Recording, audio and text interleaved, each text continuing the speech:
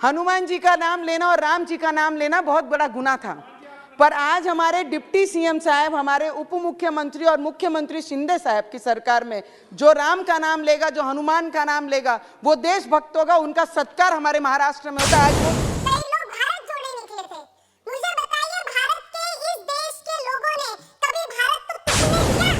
कभी टूटने नहीं दिया। जो जोड़ने निकले थे ना, कोई चीज टूटी नहीं तो उसे जोड़ने कैसे निकल सकते हैं? ये पहला प्रश्न उनको मेरा है सदन के माध्यम से। मुझे आपको बोलना है सर, 2014 से पहले सर पाकिस्तान का परिस्थिति अगर देखते थे तो सरकार उन्हें मदद करती थी।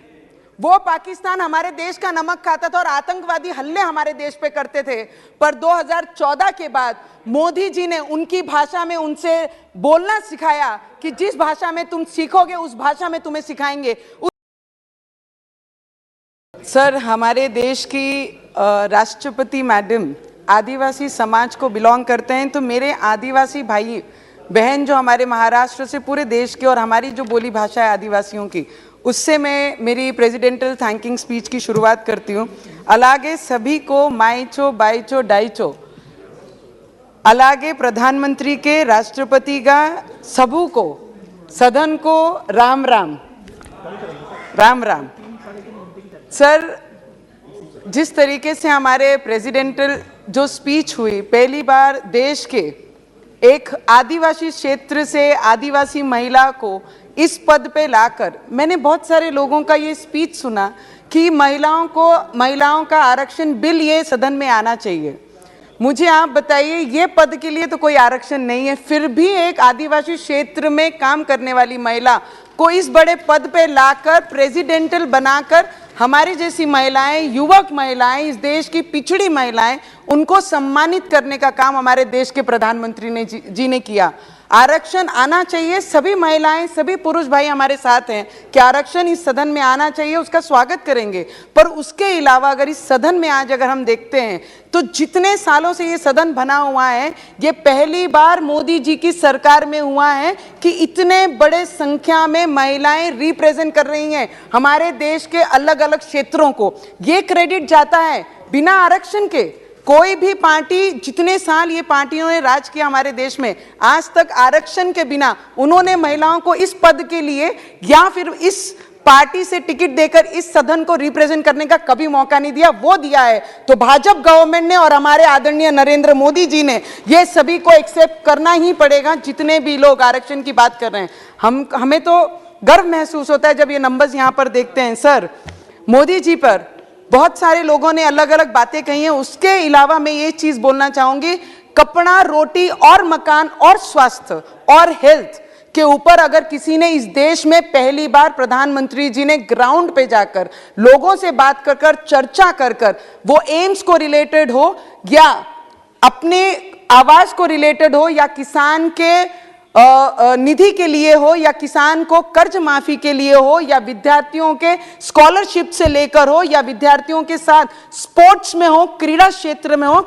हर क्षेत्र को अंडरलाइन करके इस देश के प्राइम मिनिस्टर जी ने ये देश का हर व्यक्ति आगे बढ़ना चाहिए, ना कि पॉलिटिकल बैकग्राउंड को बिलोंग करने वाले लोगों को आगे बढ़ाने का काम उन्होंने नहीं।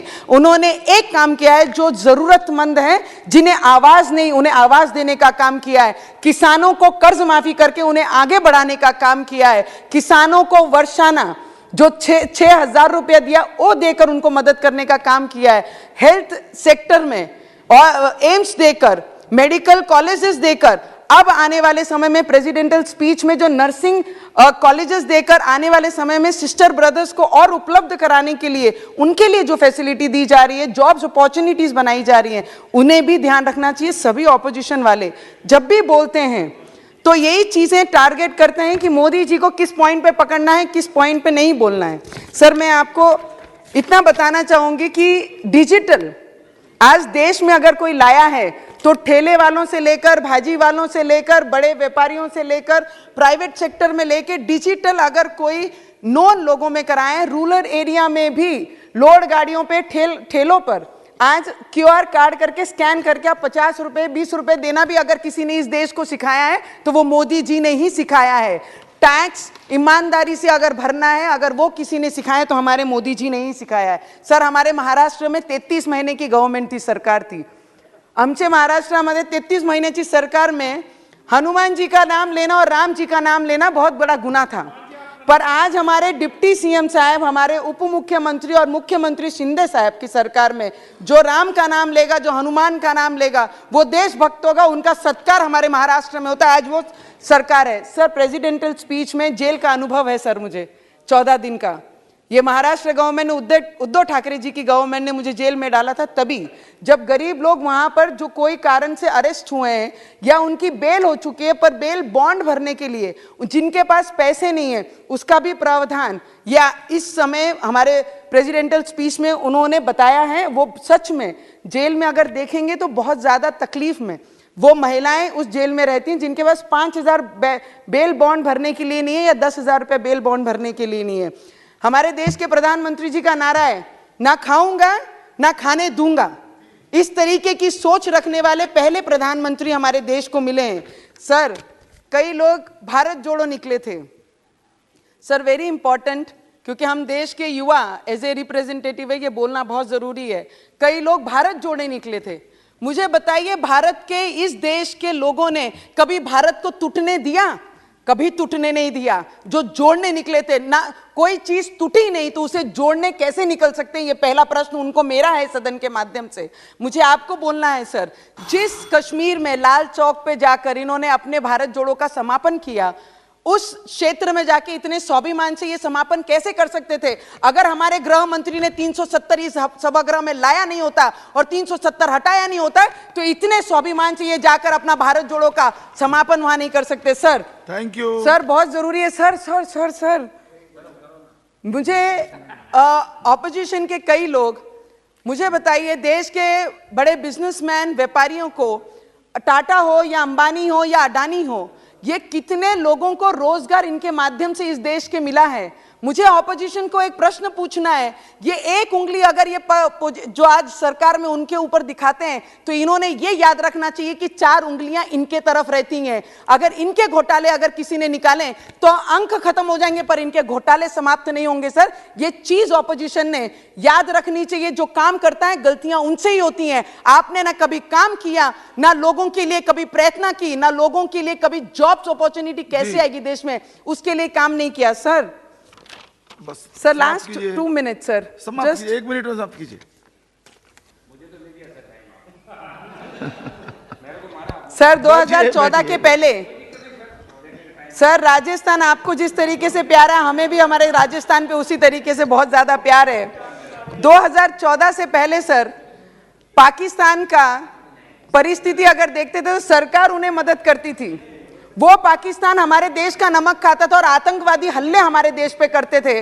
पर 2014 के बाद मोदी जी ने उनकी भाषा में उनसे बोलना सिखाया कि जिस भाषा में तुम सीखोगे उस भाषा में तुम्हें सिखाएंगे। उस तरीके से आज हमारे मोदी जी काम कर रहे हैं। मुझे लगता है प्रेसिडेंटल स्पीच के ऊपर सभी ने अपने अपने अलग राय, अपनी अपनी विचार रखी हैं। मैं फुल हार्टेड हमारे आदिवासी क्षेत्र की आदिवासी महिला जो प्रेसिडेंटल हैं, आज प्रेसिडेंट हैं, उनके स्पीच के ऊपर आपने मुझे बोलने का मौका दिया। मैं दिल से मेरे आदिवासी भाई बहनों की तरफ से इस सदन का, मोदी जी का और सभी का दिल से बहुत बहुत धन्यवाद करती हूँ। जय श्री राम। राम राम। बुधवार दिनांक 8 फरवरी, हनुमान जी का नाम लेना और राम जी का नाम लेना बहुत बड़ा गुनाह था।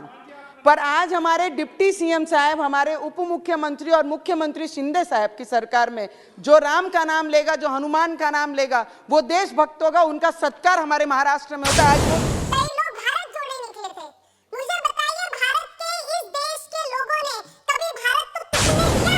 कभी टूटने नहीं दिया। जो जोड़ने निकले थे ना, कोई चीज टूटी नहीं तो उसे जोड़ने कैसे निकल सकते हैं? ये पहला प्रश्न उनको मेरा है सदन के माध्यम से। मुझे आपको बोलना है सर, 2014 से पहले सर, पाकिस्तान का परिस्थिति अगर देखते थे तो सरकार उन्हें मदद करती थी। वो पाकिस्तान हमारे देश का नमक खाता था और आतंकवादी हमले हमारे देश पे करते थे। पर 2014 के बाद मोदी जी ने उनकी भाषा में उनसे बोलना सिखाया कि जिस भाषा में तुम सीखोगे उस भाषा में तुम्हें सिखाएंगे। हनुमान जी का नाम लेना और राम जी का नाम लेना बहुत बड़ा गुनाह था। पर आज हमारे डिप्टी सीएम साहब, हमारे उप मुख्यमंत्री और मुख्यमंत्री शिंदे साहब की सरकार में जो राम का नाम लेगा, जो हनुमान का नाम लेगा, वो देशभक्त होगा, उनका सत्कार हमारे महाराष्ट्र में होता है। आज वो कई लोग भारत जोड़ने निकले थे। मुझे बताइए, भारत के इस देश के लोगों ने कभी भारत को टूटने दिया? कभी टूटने नहीं दिया। जो जोड़ने निकले थे ना, कोई चीज टूटी नहीं तो उसे जोड़ने कैसे निकल सकते हैं? ये पहला प्रश्न उनको मेरा है सदन के माध्यम से। मुझे आपको बोलना है सर,